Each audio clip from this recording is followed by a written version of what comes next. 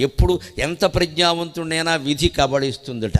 విధిని కబళించగలిగేంత ప్రజ్ఞ ఎవరికీ ఉండదుట. విధి ముందు మన ఆటలు నడవు. ఆ విధి మనకి స్వాధీనం కాకపోయినా మనకి ప్రతికూలం కాకుండా ఉండాలంటే నమ శివాయ, నమో నారాయణాయ, శ్రీమాత్రే నమః ఇలా ఏదో ఒక భగవన్నామాన్ని నిరంతరం జపిస్తూ ఉంటే విధి మన కాళ్ళ మీద ఉంటుందమ్మా, అనుమానం ఎలా. దేనికి భయపడక భగవన్నామ స్మరణ ఒక్కటే మార్గం. అది నిరంతరం జరగాలి. కాస్త ఖాళీ దొరికిందంటే అందులోకి వెళ్ళిపోవాలి మనస్సు. నువ్వు ఎలా ఉన్నా పర్వాలేదు, ఏ స్థితిలో ఉన్నావు, అశుభ్రత, ఈ బట్టలు ఏ గొడవ లేదు. ఇవన్నీ ఎక్కడంటే మామూలుగా పైకి చేస్తే, మనస్సులో చేసేదానికి ఏమీ లేదు. పడుకుని చేయొచ్చు, నిలబడి చేయొచ్చు. అప్పుడు ఏమవుతుందంటే విధి మనకి వ్యతిరేకంగానే ఉన్నా ఆ వ్యతిరేకత అనుకూలం అవుతుంది.